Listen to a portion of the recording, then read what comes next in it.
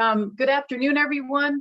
My name is Ann Kuppinger. I'm with the Community Technical Assistance Center, and I'd like to welcome everyone to today's webinar, Supporting Students with Mental Health Needs.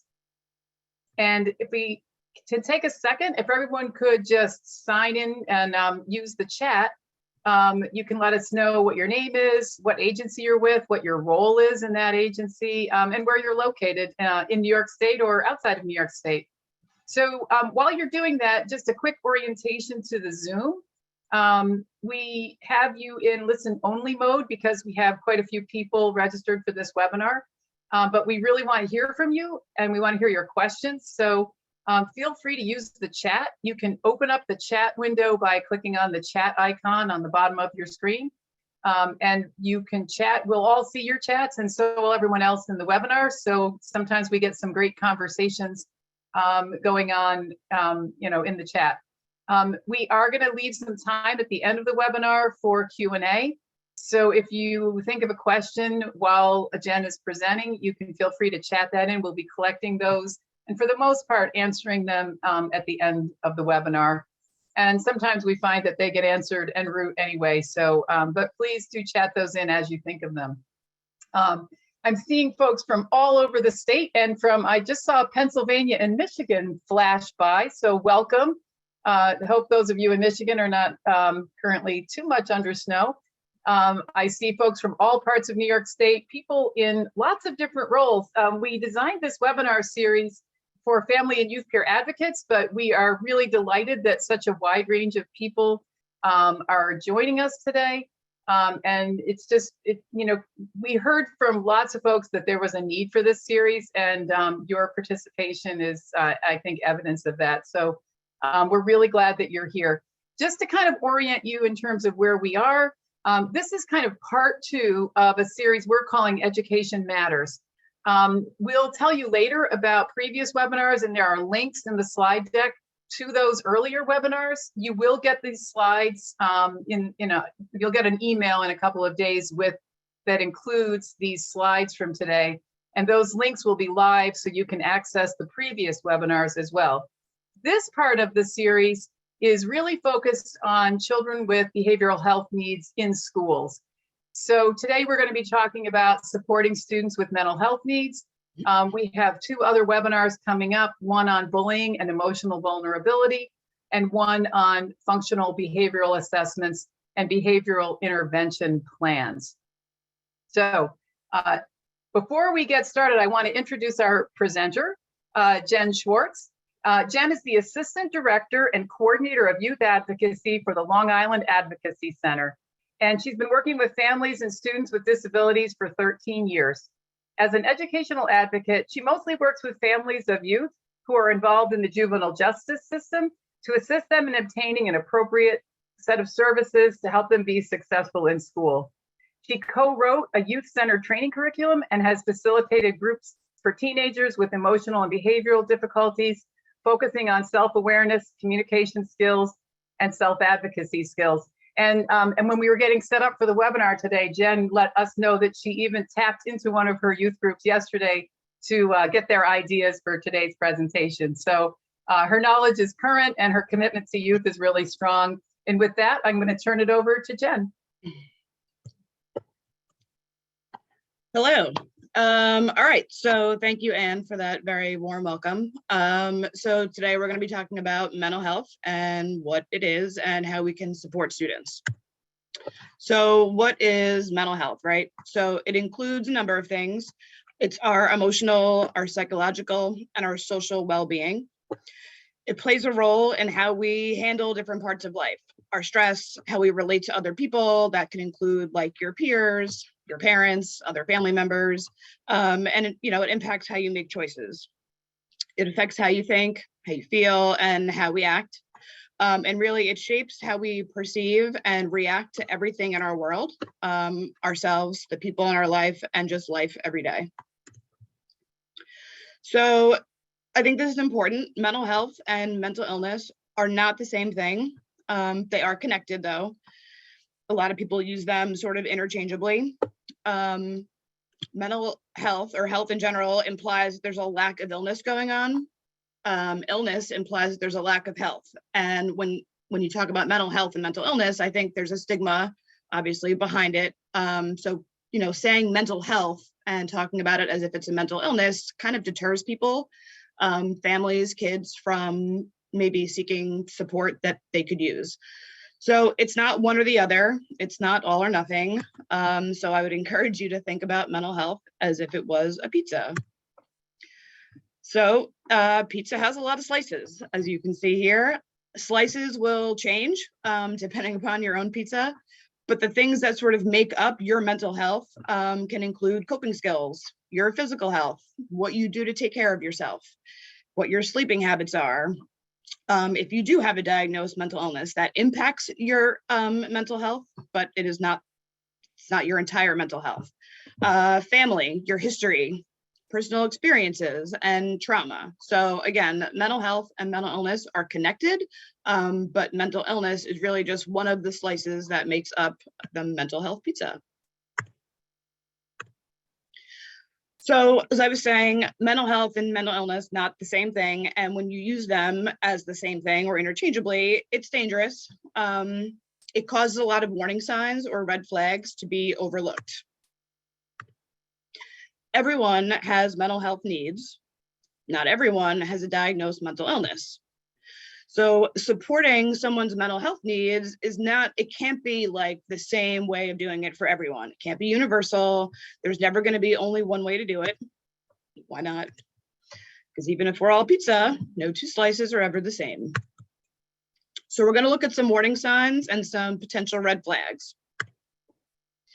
For elementary school age children, warning signs or red flags include a fall in school performance, poor grades in school despite trying really hard, a lot of worry or anxiety, and you might see that when kids refuse to go to school, they have trouble sleeping, they don't want to go to sleep, or they have a hard time, participating in activities that are typical for that child's age. Hyperactivity, fidgeting, constantly like being on the move,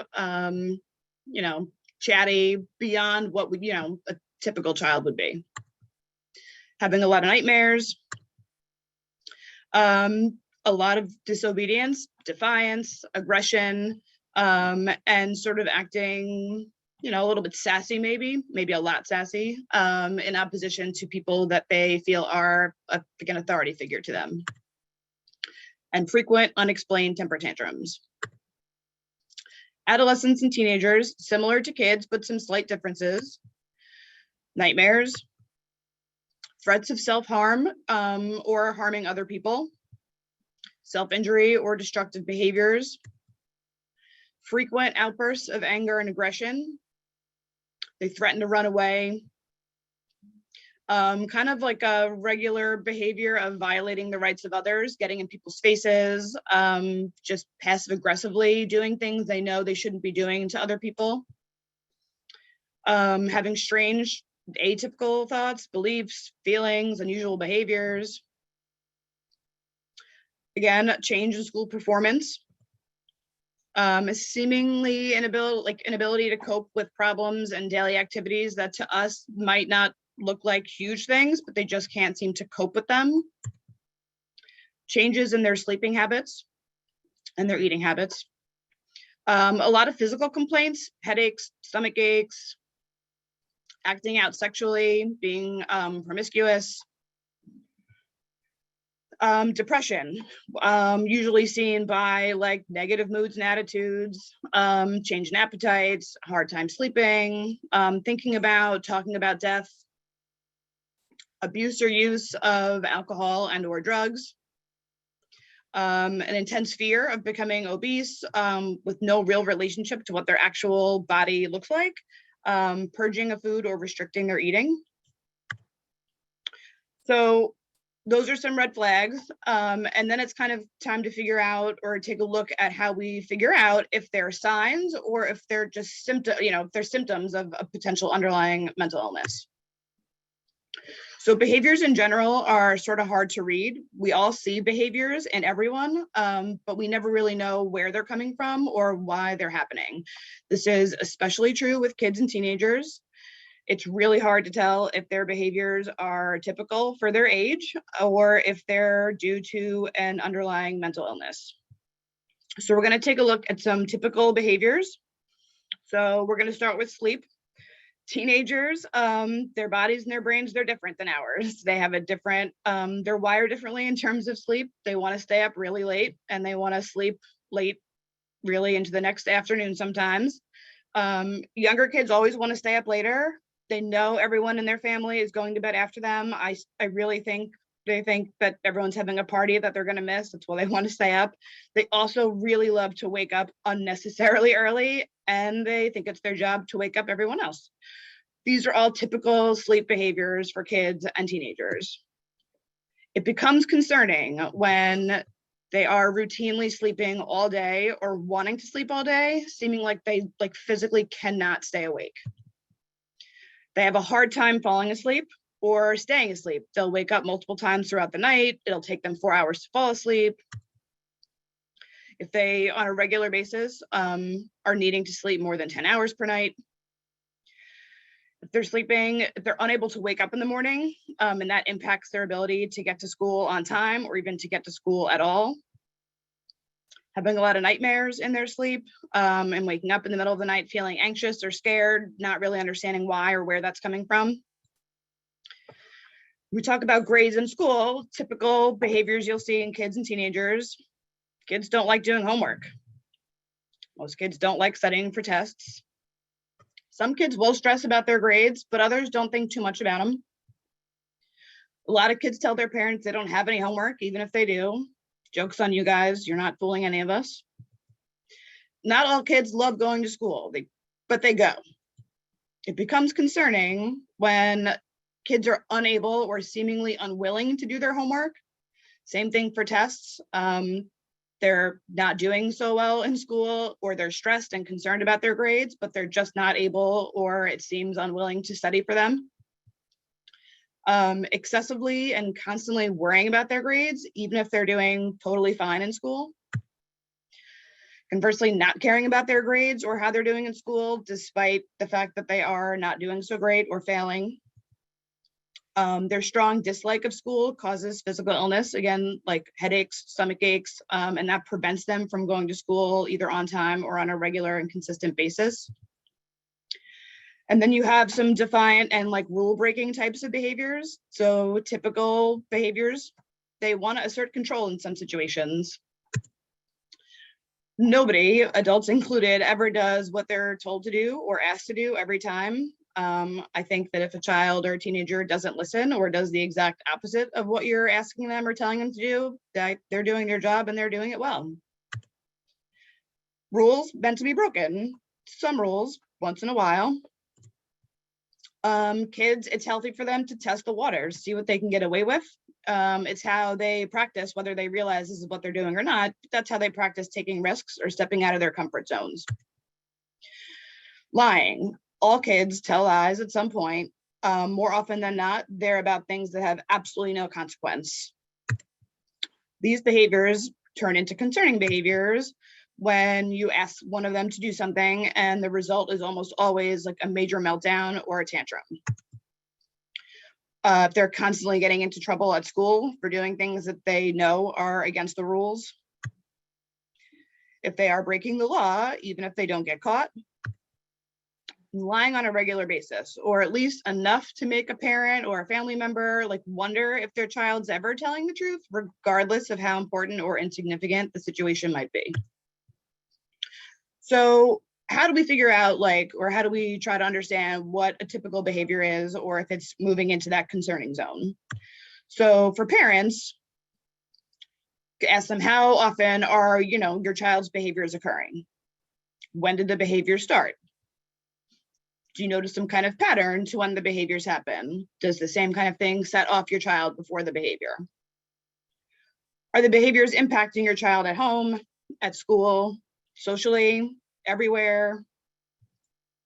And are the behaviors impacting the rest of the family or the relationships within the family? So there are similar questions that you can ask youth. I would suggest framing them a little bit differently. I think when you say behaviors to parents, they'll understand what that means as sort of an umbrella term. Kids might not realize that what they're doing is like a behavior. So I would pick something specific. So just for this example, I'll use like having tantrums or meltdowns. So when you are asking youth questions, do you think that you have tantrums, or meltdowns more so now than it ever did, than you ever did before? Do you remember the first time you had like a major meltdown? Can you describe any feelings you might have like prior to having a meltdown, while you're having a meltdown? Before you have the meltdown, do you know that it's going to happen? Like, do you sense it coming, or does it catch you completely off guard? And do you have meltdowns like everywhere? Do you have them only at home? Do they happen at school? Do you throw tantrums at your friend's house? So yeah, when asking youth questions, I would try to break it down and make it specific. They're a little bit more concrete. And I think you get better information from them when you ask them targeted questions.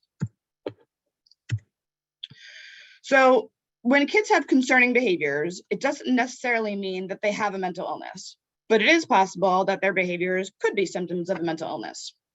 So here's a list of the most common mental illnesses that we see in children and teenagers: depression, mood disorder, anxiety, ADHD, autism spectrum disorders, oppositional defiant disorder, conduct disorder, bipolar disorder, or post-traumatic stress disorder. So not everything looks the same in everyone. Symptoms of mental illnesses look very different in kids than they do in adults. Mostly this happens because at any point in a kid's development, they lack the appropriate language or experience with life, or even an understanding of their feelings and their thoughts. They know they're feeling something, and behaviors are just sort of how kids communicate their feelings. So like Anne mentioned, I had a group last night and I was talking to the teens about, this presentation, and one of them said something really awesome. And she said, I wish people could understand, just because I don't have the words doesn't mean I don't have the voice. And I was like, oh, that was pretty profound. I'm going to throw that in there. So thank you to Sydney. She gave me permission to use her name. So yeah. So, the fact that it looks different in kids than it does in adults makes it tricky. So the world's run by adults who, for the most part, are not mental health professionals. So this causes a few things to happen. People will see behaviors, but those behaviors might not be noticed as like concerning behaviors. Behaviors may be noticed, but not always recognized as possible symptoms of mental illness.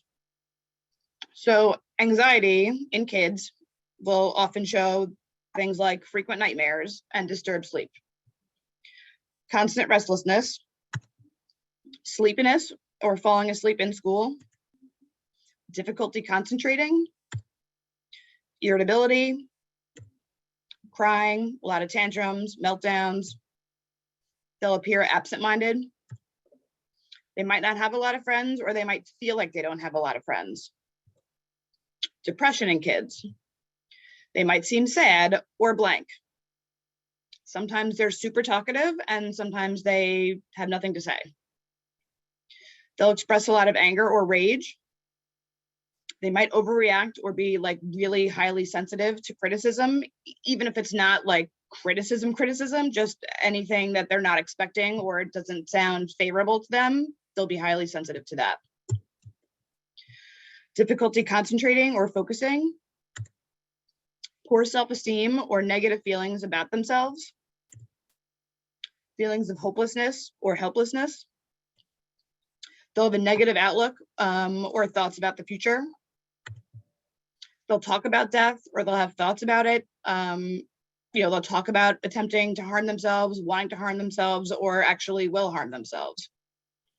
Difficulty sleeping, and a change in appetite, either overeating or undereating. So now we have the next tricky thing, which is that sometimes different things look exactly the same.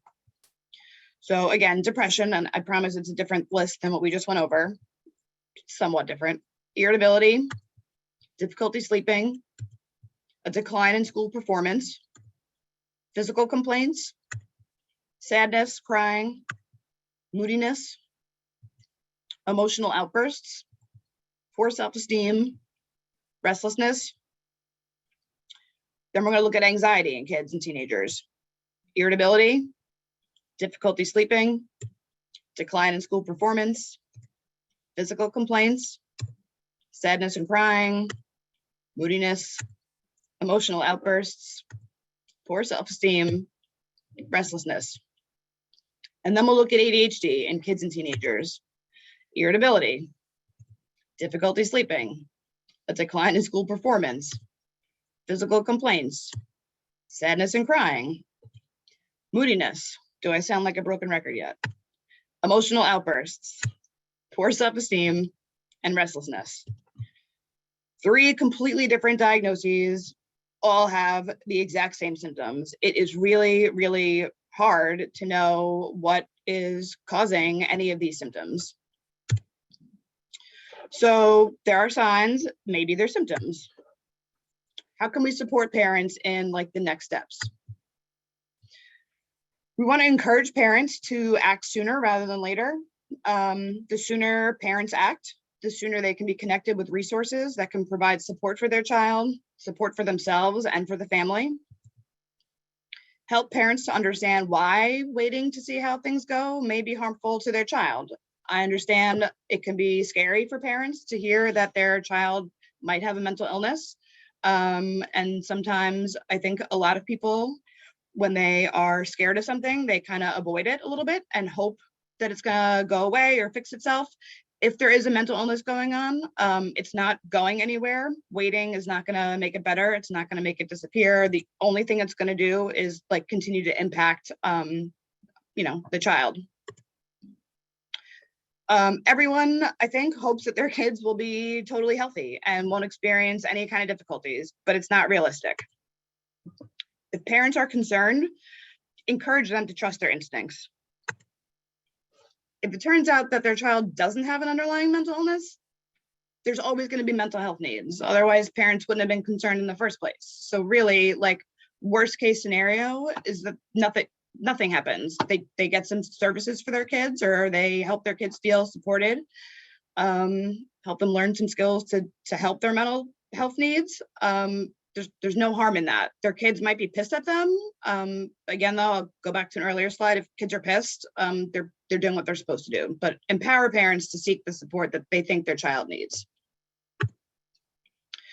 So when do parents tell the school? So it's important for parents to communicate with their child's school when they're seeing changes in their child's behavior, or even if they're not seeing changes in the behavior, but maybe behaviors have been there for a while and they're starting to think maybe this isn't like typical.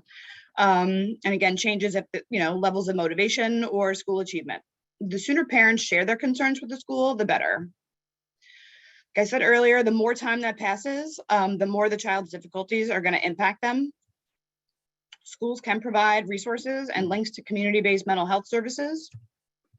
And good communication between the family and the school is helpful in identifying when evaluations or interventions or services are warranted.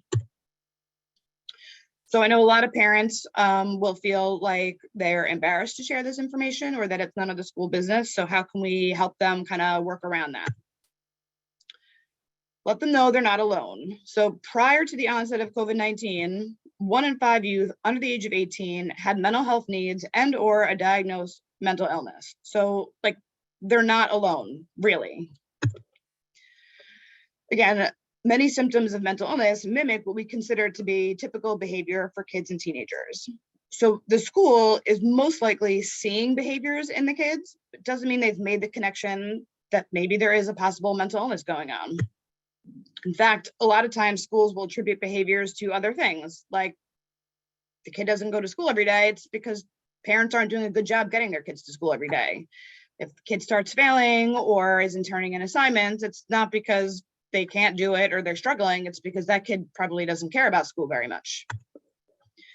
Kids need support from the people in their life to help them manage and overcome their needs. It's impossible for anyone to provide support if they don't know that support is needed. And also, it's impossible to provide the right support if you don't know what's causing the difficulties in the first place. So I'm gonna pause on school for a minute, and we're gonna talk about teenagers. So I've kind of lumped together kids and teenagers for most of this so far. A lot of times they are similar, but a lot of times they're not at all the same. Parents know their kids better than anyone else in the world. Teenagers think they know themselves better than anyone else in the world. So I guess that's what makes parenting teenagers difficult. It often looks and feels like an ongoing battle of who knows best. So if you can take a second and throw it into the chat, what do you think in this situation? Like, who knows the teen best, their parents or the teen themselves?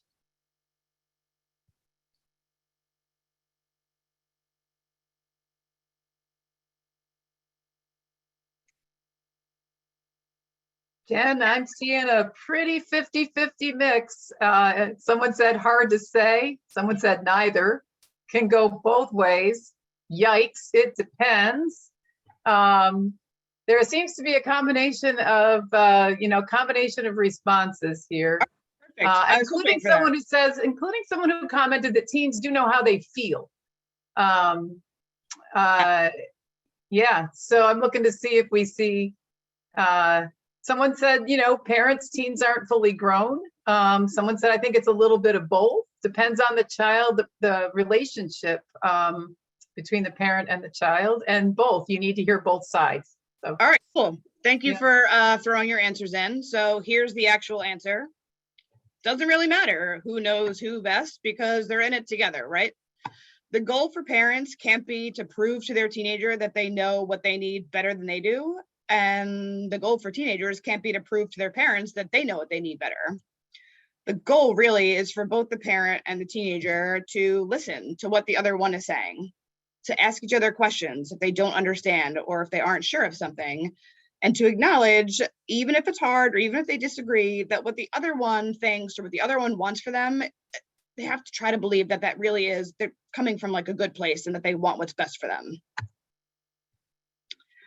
Teenagers have voices and they need to be supported so they can learn and understand how to use their voice or even what their voice is in a way that allows other people to hear their voices.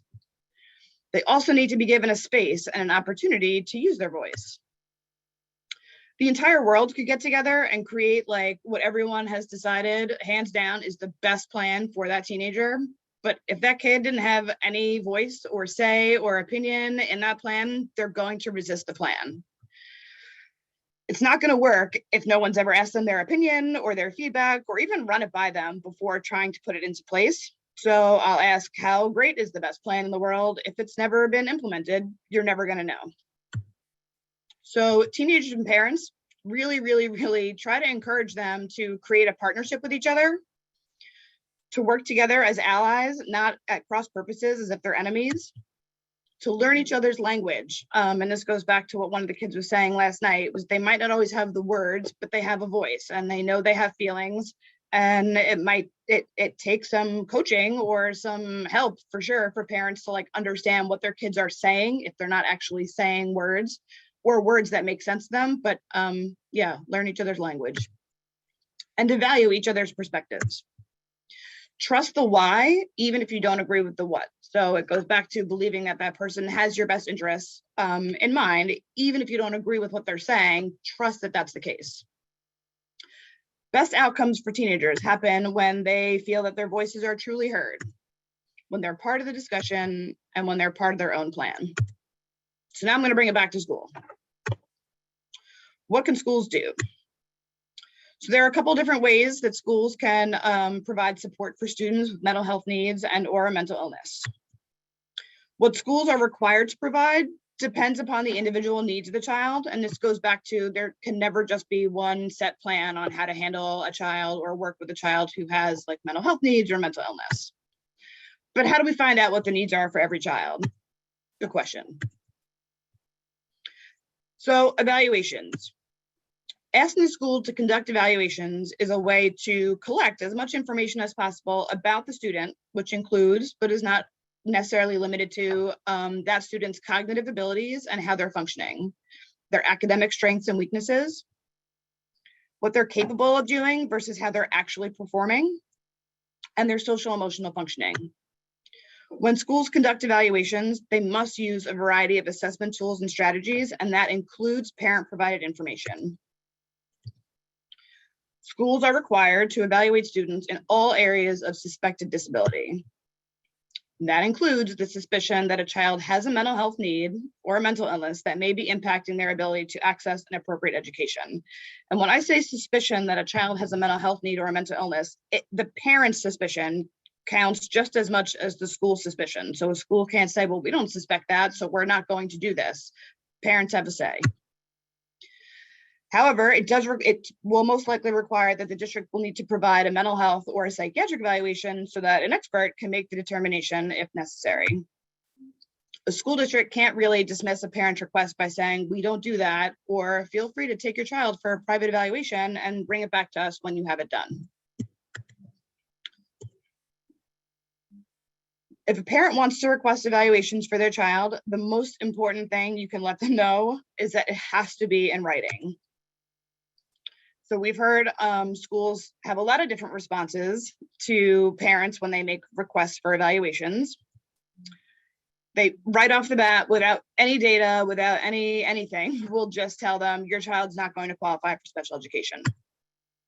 Your child's too smart. You don't think your kid's dumb, do you? They're way too smart to be in special education.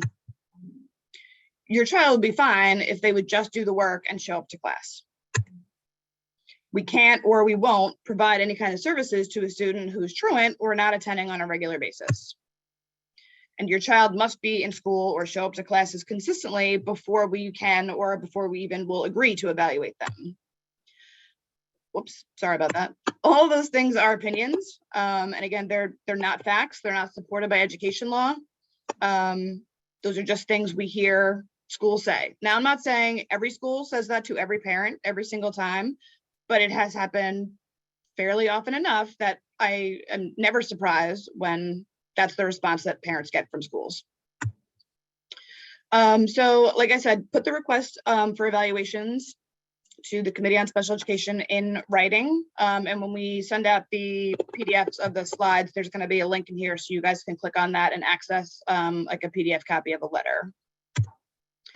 CSE process, real quick.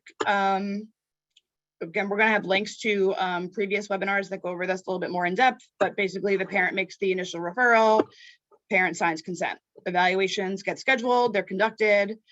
There's a written notice that needs to go out within at least 5 days before the meeting to let the parents know when and where it will be. The CSE meets to determine eligibility and if appropriate to develop or create the student's IEP. And then if there is an IEP, the parent needs to sign consent for the school to provide the agreed upon special education program and services. And then those programs and services get implemented. And all that falls within the 60 days. So what happens at a CSE meeting? So the CSE has to determine whether or not a student is eligible for special education services. Parents are members of the CSE. In making the determination, they need to identify which of the 13 educational disability classifications most accurately reflects the reason that students' education is being impacted. So when the focus on a particular student is mental health needs or mental illness, the classification that's most likely going to apply has like the worst name. It's so terribly stigmatizing. I wish they would change it. Until it's changed, or if it's ever changed, we have to call it what it is. It's an emotional disturbance. Give your parents and give the kids a heads up that that's coming their way. It is so tremendously helpful and powerful to discuss the term emotional disturbance and what it means with parents and youth before the CSE meeting. A lot of the time, parents will completely agree that their child meets the criteria for an emotional disturbance classification based on the definition, which we'll get to. But if the first time they're hearing emotional disturbance is at the meeting, I've had a lot of parents like flip out, have really terrible reactions, and I don't blame them one bit. Kids have been like, I'm not crazy, like leave me alone. Parents hear disturbed and they're like, whoa, my kid is not disturbed. They're right, their kid isn't disturbed, but poor wording shouldn't prevent a student from receiving the appropriate services in school. Help parents and kids understand what emotional disturbance actually means. So here's the definition. It's a little long, so we're going to break it up. So there's 3 different criteria that need to be met. One is that a condition exhibiting one or more of the following characteristics. So here are the characteristics. You don't need all of them, you just need one of them. An inability to learn that cannot be explained by intellectual, sensory, or health factors. An inability to build or maintain satisfactory interpersonal relationships with peers and teachers. Inappropriate types of behaviors or feelings under normal circumstances. A generally pervasive mood of unhappiness or depression, or a tendency to develop physical symptoms or fears associated with personal or school problems. So for the first criteria that needs to be met is just one of those characteristics. If you can identify one of those, you move on to number 2, which is that that characteristic needs to have been happening over a long period of time. That is a vague term. There's nothing specific in the law about like what a long period of time means. But you can play around with that. And then the third criteria is that it needs to be existing, whoops, again, I'm trigger happy, sorry, to a marked degree that it adversely affects a student's educational performance. So to break down ED, like we said, it's got to be to a marked degree that adversely affects the student's educational performance. And in order to really to meet that third criteria, you have to understand what educational performance means. And there's a lot of disagreement between what it means, but I can tell you what it is. So here's what it doesn't mean. It doesn't mean a student's grades. It doesn't mean their IQ. It does not mean their achievement levels. It does not mean what their potential is. And it certainly doesn't mean how students seems to be when they are in school. So I've been in a lot of meetings where we get to this point and they say, well, how is their performance being impacted? The last time they were in school for any consistent amount of time, they had straight A's, or they have a totally average, sometimes even high average IQ. It's not affecting their educational performance. Their achievement levels are exactly what they should be. They're so capable, they just have to get here. And my favorite is they're like, oh no, so-and-so is totally fine when they're in school. And I'm like, well, the last time she was in school was 8 months ago, and that was for 2 days. And they're like, right, so just get her back here and she'll be fine. So none of that is really what educational performance means. Educational performance is more about the whole child and the relationship they have to like the world of their education.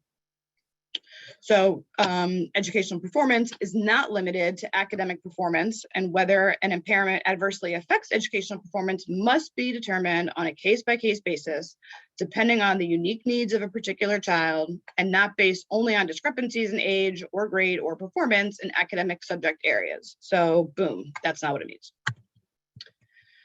So when you're talking about ED again, and you're in the meeting and you get to the educational performance and trying to figure out whether or not it's been adversely affected, take these things into consideration and bring them up for discussion. The students functioning in all areas at school, again, not just academically, their behaviors. How are they socially and emotionally? Do they have friends? Do they have a peer group? Are they able to participate in class in a way that like helps them to be successful? Are they able to complete their work, classwork, homework on time and perform well enough on tests? Are they able to conform to the school rules and classroom expectations? They might know the rules, but they might break them all the time. The student's ability to successfully and consistently attend school. And again, this is a big one, especially with the kids that we work with. A lot of them are considered truant, and they will say they don't qualify for, ED or any special education because they're not in school enough for us to know that. We have to try X, Y, and Z before, when if they can't do that, then we'll talk about special education. But if that is getting to school, like, and because of their, whether it's a mental health need or a mental illness, if that's impacting their ability to get to the school to try X, Y, and Z, that's the performance part. And the student's ability to access their education in a way that's productive given their capabilities. So if you have gotten through the 3 of those things, you then have to talk about eligibility as a whole. So there's like a 2-prong test. Prong 1 is that the student must meet eligibility criteria for any of the 13 disability classifications. And we just went over the ED classification and its definition, but every classification has its own definition with its own set of criteria. So again, real quick, for ED, based on the definition, student needs to have a condition exhibiting at least one of those characteristics we went over. It needs to have existed over a long period of time. And the condition needs to be to such a marked degree that it adversely affects their educational performance.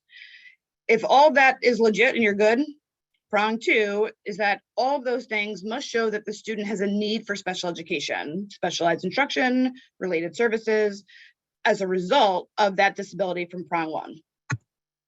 So let's look at an example. So we have Jamie, real student, consistently and historically received grades of A's and A+, has an IQ in the superior range, was a victim of bullying at school for years, stopped attending school in the 8th grade, complaining of headaches, stomach aches, erratic sleeping habits, and had nightmares. She was afraid for her physical safety at school, tried to return to school again in 9th grade, but was unable to do so, and was diagnosed by a private psychologist with PTSD, a schizoid personality disorder, chronic fatigue, and school social problems. So let's look at prong 1 for eligibility for Jamie. In my mind, there's no question that she exhibited a generally pervasive mood of unhappiness, and that's the first criteria you need to meet. Second criteria, she stopped attending in 8th grade, and by 9th grade, she couldn't attend again. So in my mind, that's a year. That's long enough to be considered for a long period of time. That's the second criteria. And did her condition adversely affect her educational performance? And if it did, does her disability show a need for special education? So again, if you guys could throw into the chat box real quick, if you think she meets both prongs for eligibility, I'm curious to hear what everyone thinks.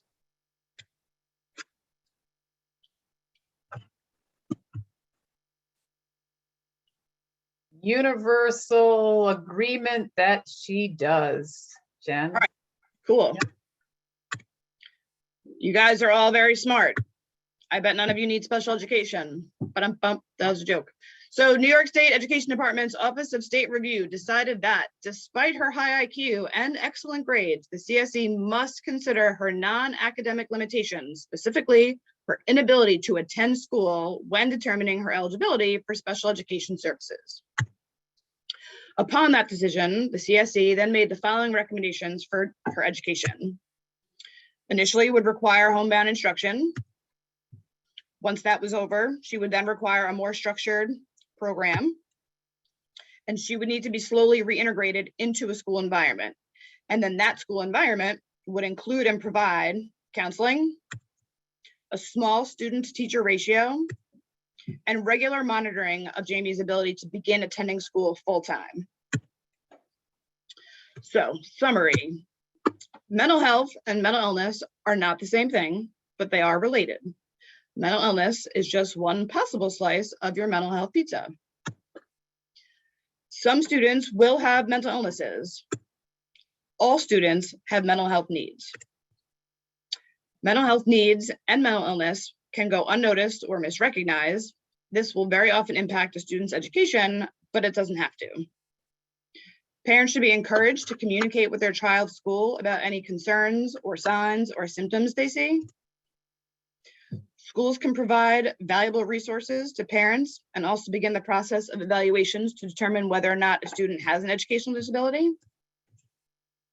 And inform and educate parents and youth before a CSE meeting about the ED classification. They need to understand what it means so they don't react to how it sounds. And also they need to really understand the definition so that they have, they're well equipped to sort of, I don't want to say argue or make the argument, but compel the district to understand like how their students' like educational performance is being impacted.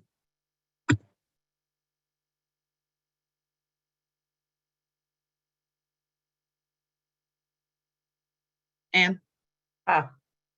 Yes. No problem. Sorry, I had to get myself turned back on. So, gosh, Jen, thank you so much. And the questions are rolling in. Connor is organizing them, and Susan and I are taking a look at them. So we're going to get to your questions in just a second. So, people often say, I have a student who has mental health needs. Some of them may be met by the school. Some of them may need support from outside of the school. Where do we go? So, there is no one source of information for that, but I want to give you a couple of ways in which you can reach out. You can certainly reach out if the child has any sort of insurance through their insurance, company, whether that's their Medicaid managed care plan or commercial insurance, private insurance. But there are also some other resources. Each county has a local Department of Mental Hygiene, hopefully spelled better than I spelled it on this slide here. And this is a link to a map on the Conference of Local Mental Hygiene Directors website. And you can click on your county, and that you'll see when you click on your county a reference to a children's SPOA coordinator. SPOA stands for Children's Single Point of Access. And those folks can be a really great resource if you have a child that needs additional services outside of school. Can you get the next slide, Jen? I'm going to queue up Families Together in just a second. Oh, there we are. Here we are. Okay, so I'm going to queue up Susan Berger, who's on the call here, to tell you a little bit about Families Together and how you can work with them to try to get connected to services in your area. Hi, everybody. I'm Susan Berger, and I'm the Director of Workforce Development for Families Together in New York State. And here, Anne and Jen have put up some of the resources that we have that might be able to be helpful. Of course, there's our website, and we have information about where to go for support in New York State on our website. And we have regional parent advisors and regional youth partners in all the mental health regions across New York State. So there are 5 regions, and there are 2 regional parent advisors in each of those regions and 1 regional youth partner in each of those regions. And parent advisors really know what services are available within their region. And they can be much more specific than we could be just generally, having some idea of what's available, but not really being able to dig down into where agencies are and having those connections with agencies. So on the Families Together website, you can find the names and phone numbers of all of the regional parent advisors and the regional youth partners in your region. And it's organized by county. So you'll be able to tell what county you live in, what county you're working in, and who the regional parent advisor is for that county.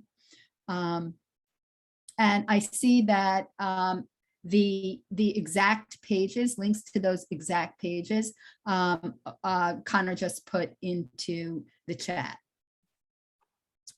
So, Anne? Thank you, Susan. Yeah, thank you.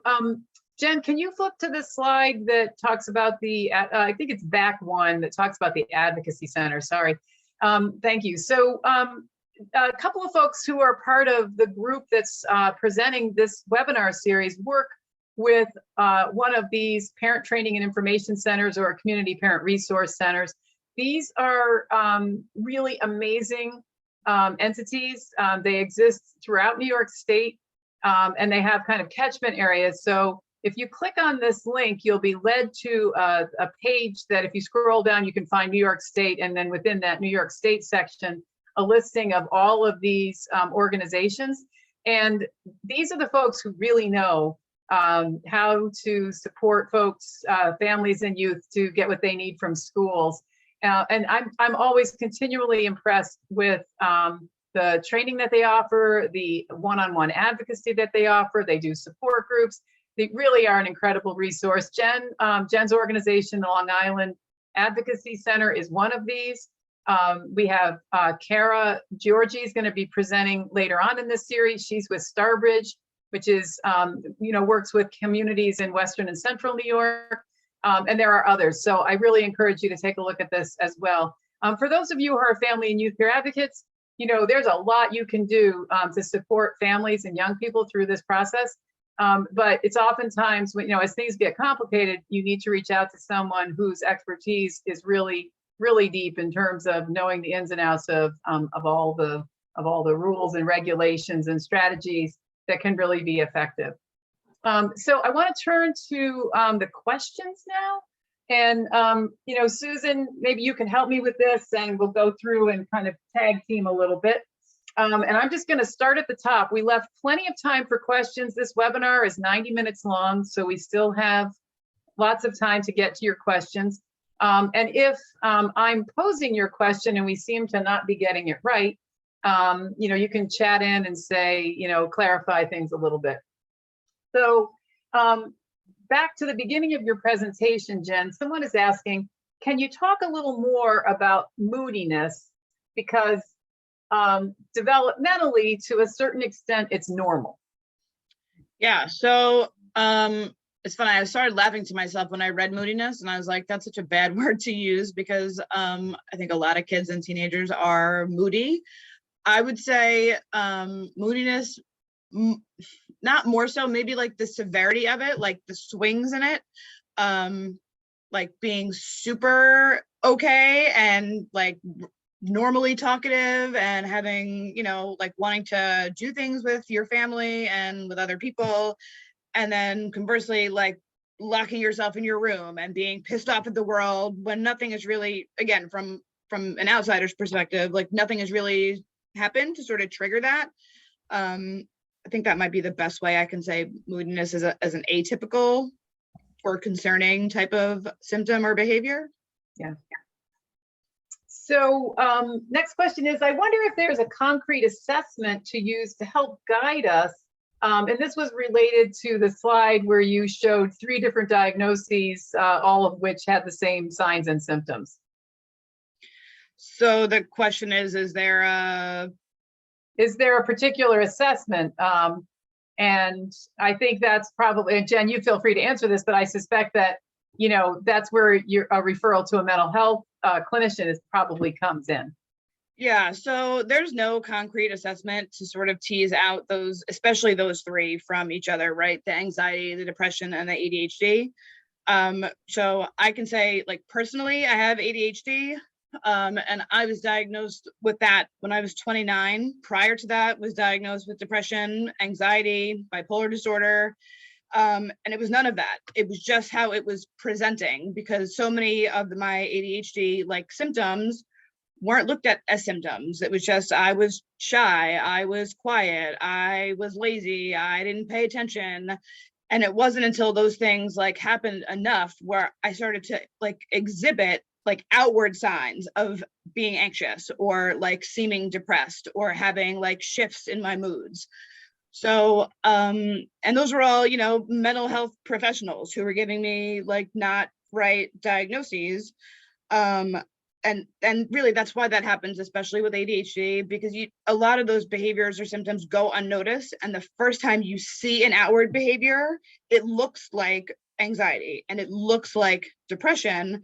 That's not what's causing it. And a lot of times kids will get medicated for depression or they'll get medicated for anxiety and it doesn't work. And the answer or the next step really is, well, let's increase that dose and increase that dose and increase that dose, and nothing's changing. And then the response is, well, let's try a different medication for the same, for the same depression or for the same anxiety. And it's a really bad cycle. So concrete assessment, nope. Mental health professionals, I think there's still a lot that people aren't really like aware of or in tune with in terms of like what ADHD is. And I'm not saying you can't have ADHD and anxiety or ADHD and depression.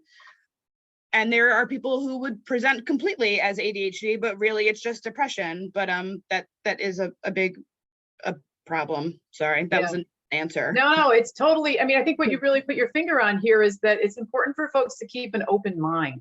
And not let the diagnosis pigeonhole you. What you're really looking for is what's going to be helpful, right? And sometimes getting a diagnosis comes with like some strategies that happen to work. And if it's not working, then you need to kind of go back to exploring what might work and, a combination of strategies. So that's helpful. Susan, do you want to? Yeah, and I'm just gonna kind of chime in here. There are a couple of Yeah. comments on what Jen just said. So here, wow, thanks for sharing, Jen. My son has severe ADHD and has been academically and emotionally shut down by the education system and some mental health providers. So I think that there are going to be a lot of people who can relate to what you shared. I have a youngster who needs, oh, okay. So yeah. So there's the next question. Let's see where we're at here. Is a pretty concrete one. Can a parent of a teenager request an evaluation from the school / Board of Education? Is there a specific age for an IEP? It's 5 to 21, right? Yeah. So if you have a child in high school, then yes, you can absolutely request an evaluation. Yeah, and I would just take that a step further. I think, especially as you get into upper high school, like 11th grade, even 12th grade, schools will very often try to dissuade you because, what's the point? They're going to graduate soon or whatever. And that's great. And they might graduate soon. But if there is something underlying, whether it's a learning disability, whether it's a mental health need or a mental illness, like they're graduating high school, but they're not graduating away from whatever was impacting them, like for their school career. So whatever their next steps are, even if it's not college, even if they're going to get a job or they're going to go to like a vocational program, that the same stuff is still going to be there. And I think identifying it is a huge validation for kids and for families who have felt like they've been struggling for a long time and didn't really understand why. So having as much information moving forward in life is super helpful. Great. Thank you. And related to that, I see a comment about IEPs and 504s and how they carry over to college. And there is some nuance to that. That might be a great topic for another webinar, the transition out of school into other programs. Yeah. Great. I mean, I could say quickly, IEPs won't transfer. They end in high school. 504 plans, however, and accommodations through those plans, they don't automatically transfer into college. You need to let your school or, whatever that post-secondary piece is, you need to let them know that you had a 504 plan and provide a copy of it to show what the accommodations that you received, what they were, so that they can provide them at the next level. And I have heard schools tell parents that you don't want to go through special ed because they won't be able to get any accommodations in college. So you should just have a 504 plan, but that's silly because IEPs include accommodations. So even though the IEP itself won't transfer, the accommodations that you received through your IEP will transfer through a 504 at the next level. Terrific. And I want to clarify, thank you, Jen. That's, I think, really helpful. And I see a lot of chat related to that. You can get services before age 5. It's not called an IEP. Right. If you're 0 to 3, you're going to be in the early intervention program. And I know we have some EI folks on this webinar that in New York State runs through the county, and there's a whole set of services that are available. And I think that the system in general is paying a lot more attention to early childhood mental health. It would have been a time when that wasn't even really recognized, but we're seeing much more attention paid to that. And then from 3 to 5, it's the Committee on Preschool Special Education. And that's a relationship that involves both the county and the school district. And you would end up with, what is it called at that point, Jen, an IFSP? There's a different sort of plan. It's not called an IEP. It's, what is it called? IFSP, I got it right. Thank you, Minerva. It's nice to get some love in the chat. Thank you. My child went through all these systems, but there's some kind of amnesia that takes place around the acronyms, I think. Okay, where are we now? Susan, you had a question that makes sense? No, just somebody wrote in, which is confusing, and I thought maybe it was on this topic, so we could maybe clarify. They say here that my son has had an IEP at 3 and also an IFSP at 16 months old up till 3. So I think there's kind of some confusion still about that. So the IFSP typically goes until 5, and then it flips over to an IEP. Is that correct, Jen? Or are we getting that wrong? I'm gonna get back to you in a minute on that. Okay. So Jen, a question that also came up that I think might be, kind of something interesting to talk about is when you have a child with behavioral health challenges and is there a kind of weighing of whether you should be looking at a 504 plan or an IEP? And do you have any thoughts on that? And I'm talking about school age children now, Yeah. 5 and up. So, I mean, weighing really, in terms of first initial steps, I don't think there should be. I think you ask for the evaluations through the Committee on Special Education, because that's going to inform you. Like, it's hard to know what your child needs and how they're being impacted without all of that data. And if it turns out that there's X, Y, and Z going on, but the impact isn't so great that it's really adversely affecting, their performance, and everyone is in agreement that the student's needs can be managed through accommodations in a 504 plan, then great, go through a 504 plan. It doesn't exclude you from having an IEP in the future. It doesn't exclude you from re-referring to CSE, after a year or 2 or 5 years of having a 504 plan. Schools will often say that it's much easier to get a 504 plan, which is true because you just need some kind of medical diagnosis.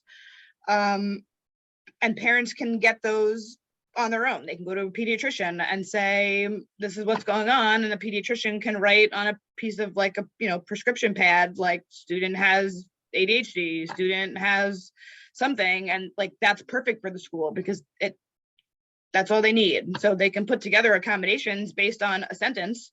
It's not overly helpful in terms of understanding everything that's going on, or even identifying the extent to which that diagnosis is impacting the kid.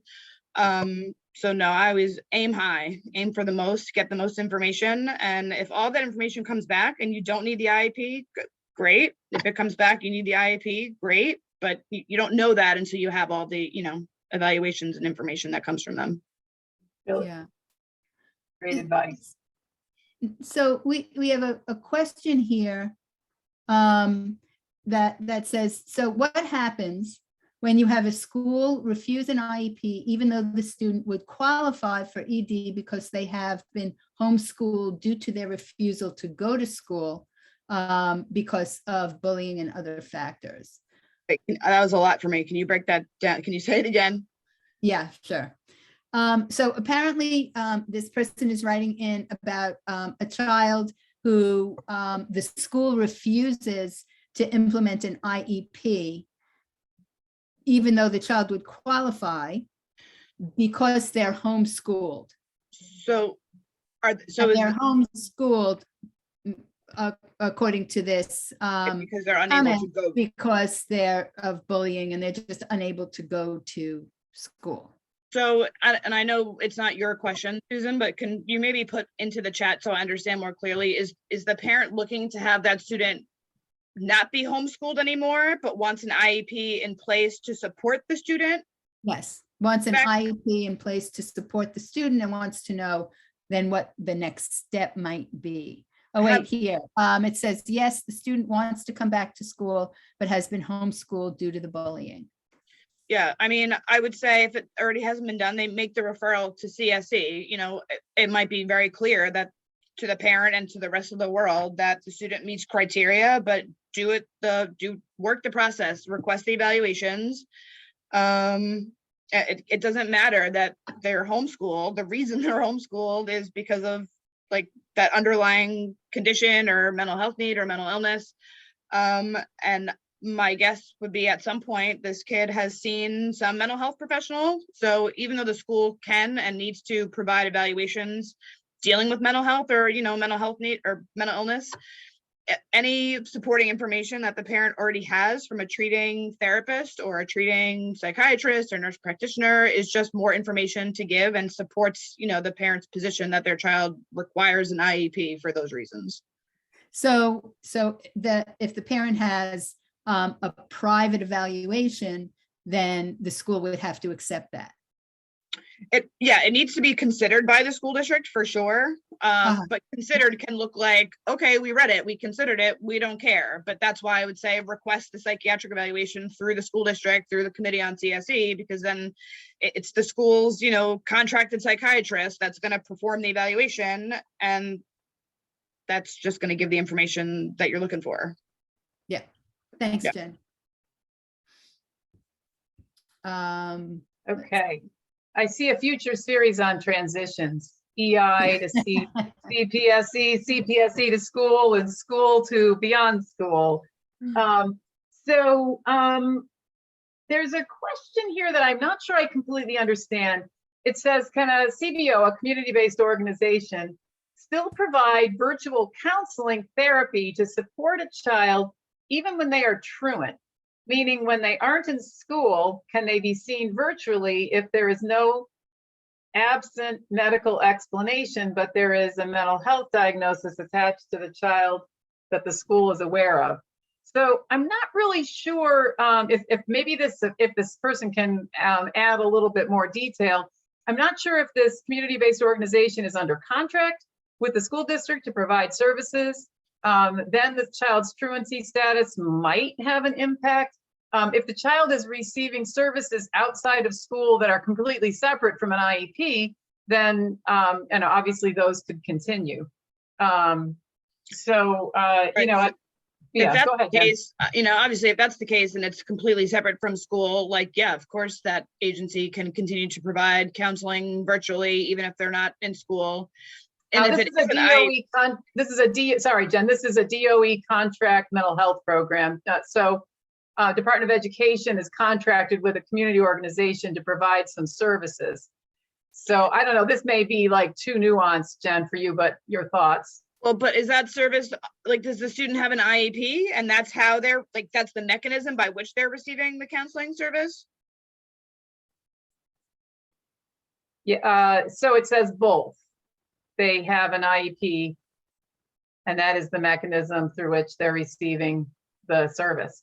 So that there's no rule that says you have to be physically in school to receive your related services. I would say absolutely they should still be providing that, because my guess is that the reason they're not in school is likely connected to mental health needs.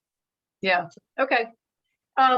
If some of these questions require follow-up, you can let us know, but also I really would encourage you, and if you can't find the list, let us know. You may be able to get connected if you're struggling with an advocate that, knows your school district and your region through one of the resource centers. So Jen, we've got a few questions related to COVID. And while we kept this webinar, really general, because so much of the information is necessary, COVID or no COVID, here we are in COVID. So let me share a couple of those questions with you. How has the COVID world affected all of this? So many students have struggled to return to school post-COVID with remote learning. How can we get started with the CSE if we can't get them to return to school? Are there any recommendations for these children? So any thoughts about how COVID intersects with all of what you've shared with us today? Yeah, I don't think COVID plays any role in this. Just kidding. COVID has been hugely impactful and significant, not just to students, but to the schools, right? Schools are understaffed or short-staffed. My opinion is that schools have always been short-staffed in areas of mental health needs or mental health professionals.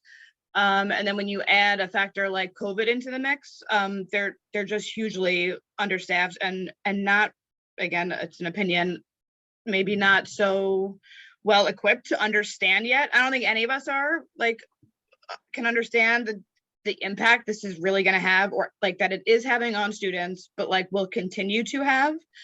I think another I guess, thing about COVID is that it's sort of, everyone's, saying COVID is impacting every student, and more or less it has. And I think it does some harm, though, lumping all kids together, because the impact that COVID has on everyone, like, yes, I'll agree there's an impact on everyone, but what that impact is different for everyone. And again, how you help a student A and student B will be impacted differently. So you need to be able to manage and treat that, each of those students differently and provide them with whatever it is they need specifically. And again, the best way to do that is to go through CSE, and it doesn't matter if they're not attending school. They're still a student in the district, and the district is required to, do the evaluations when parents make that request. So, if the kid can't get to school to do the evaluations, then you make an appointment with the school, and, don't say, well, we tried to test him, fifth period for the last 3 days, but he wasn't here, so we can't do the testing. Call me up, make an appointment, and I'll make sure my kid is in the school for that 1 hour. Or can we do the testing at the administration building? Or can it be done after school? You don't know why the kid's not in school. We're saying it's COVID related, but any number of things could be like impacting that in terms of COVID. So there's workarounds, there's ways to be flexible, just think outside of the box a little bit, but you still have the right to request evaluations. Does that answer anything? I think it does. I think it does. COVID certainly impacts, the process and how you're going to go about it, but the rules stay the same, right? Yeah. And, it's always a balancing act, right? Like you're trying to, you're trying to make sure your child's needs are met, and move the process forward while recognizing the reality in the schools, but not kind of giving into it. I think that's what you're describing. Yeah. The other thing I would add to that is, I wouldn't be surprised if a parent were to try to request evaluations, right, for their student, and the school's response is, well, what have you done so far? Like, have you taken your child to see someone? Are they in therapy?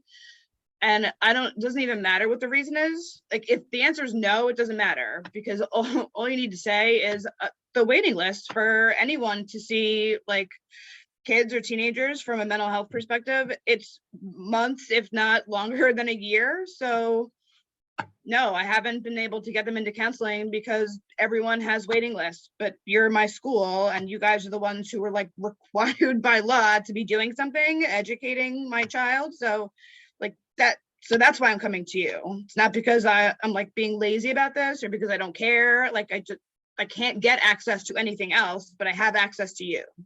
Yeah. Yeah, that addresses a couple of questions that we got around how hard it is right now to find community resources.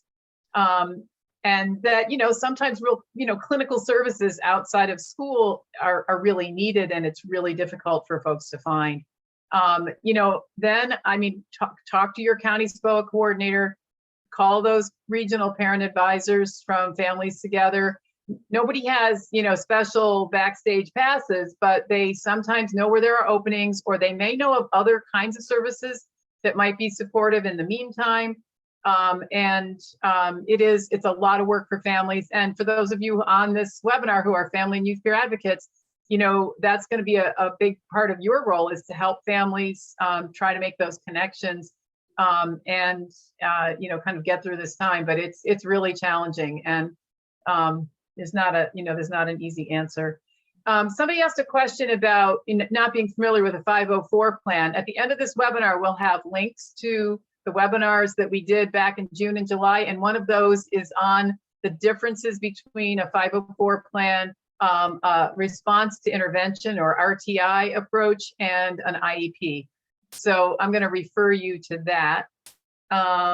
Susan, what are you seeing there? There's a question here that is, I guess, a little bit specific, but I think it relates to what we're talking about today.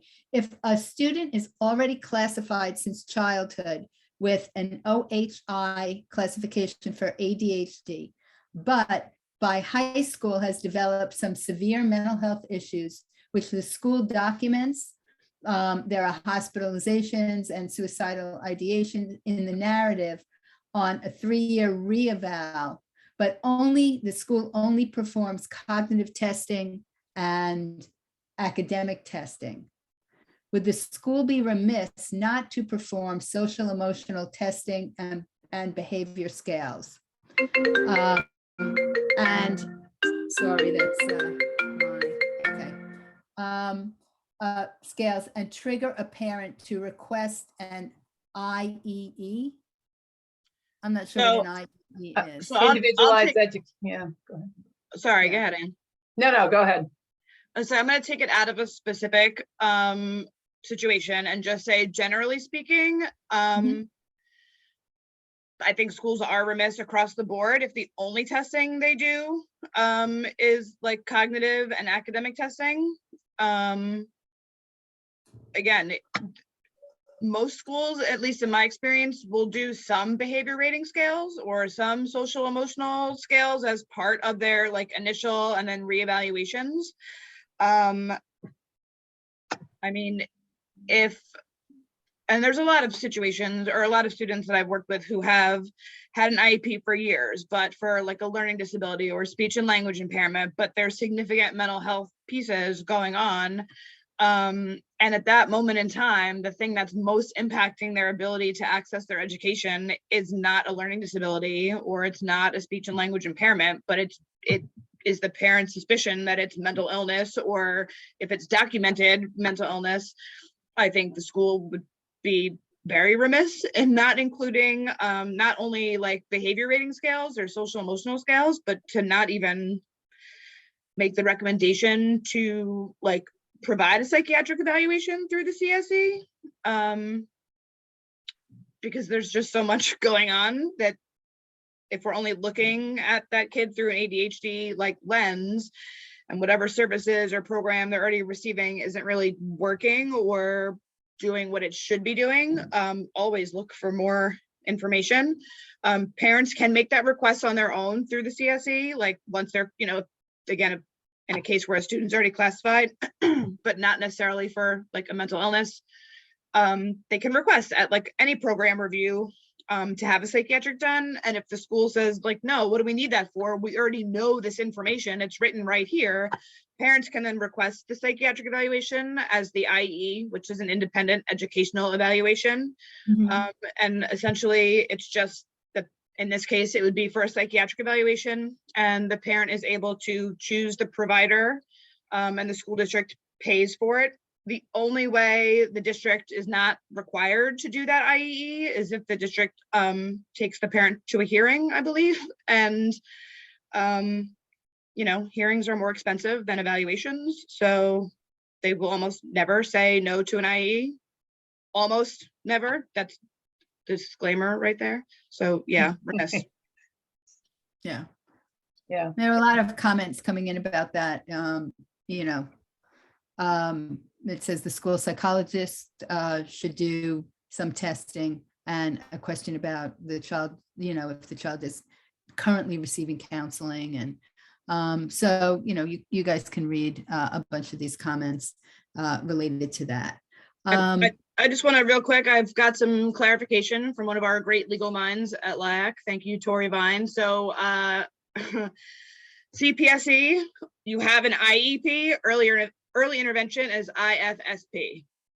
So CPSE, NCSE equals IEP. EI equals IFSP. Are we confused yet? I am. Or we can put that in the chat, right? Or include that in the slides after. Yeah. I joke that when my son was born with developmental disability, the baby present should have been a filing cabinet, for all the paperwork and plans that you have to have and things like that. But maybe now that it's all digital, we just need like some sort of like acronym translator device, right? That you can hold up and get all these acronyms. I have a whole like alphabet soup thing that I give out to parents because there's so many acronyms and I'm like, this is not gonna make any sense. Take it. Exactly. So a couple questions. So someone was asking if you do you need a classification to get a 504 plan? And Jen, you want to say something about that? So a classification is only related to IEPs. You need it's confusing. You need a diagnosis to have a 504 plan.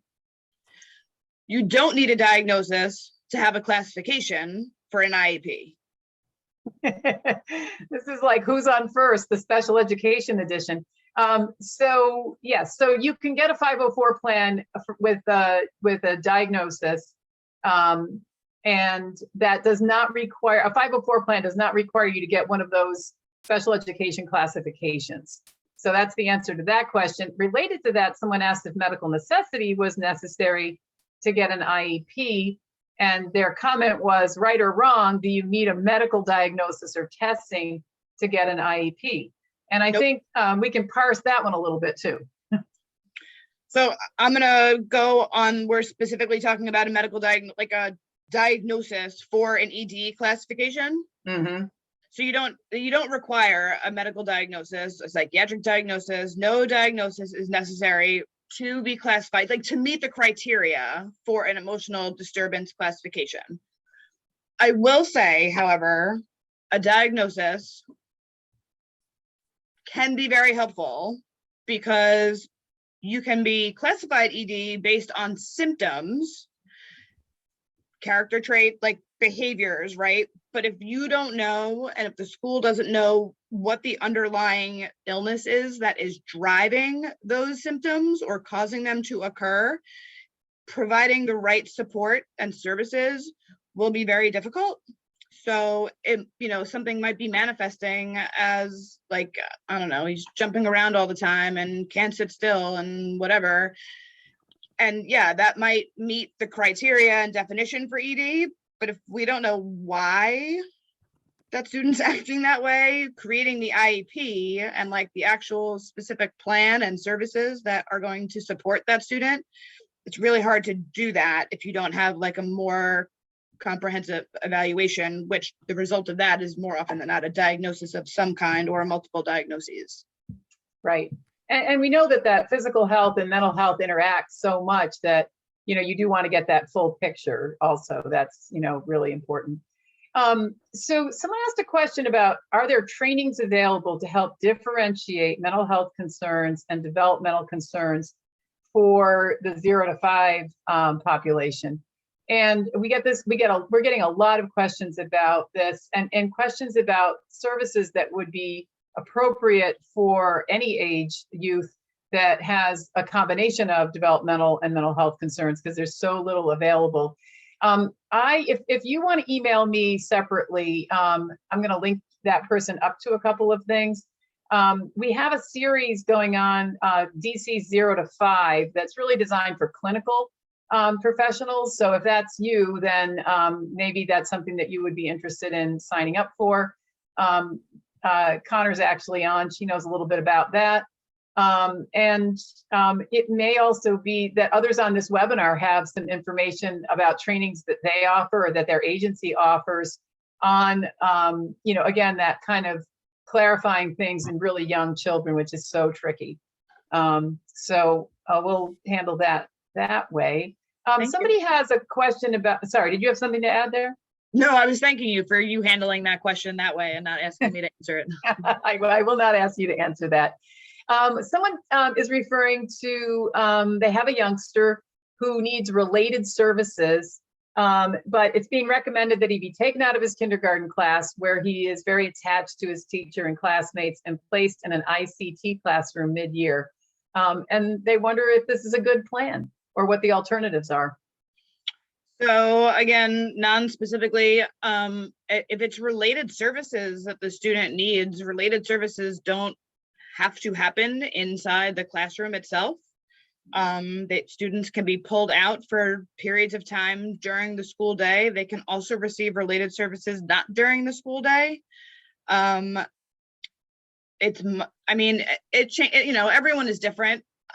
A lot of times, what I see or what ends up being the best for most students is to not yank them from an environment midway through the year, even though a different environment might provide more support, more appropriate support, different support. I think that the social emotional impact of starting over in a new place where they don't know their peers, they don't know their teacher, will impact them more than any potential benefit of like additional or different services, if that made sense.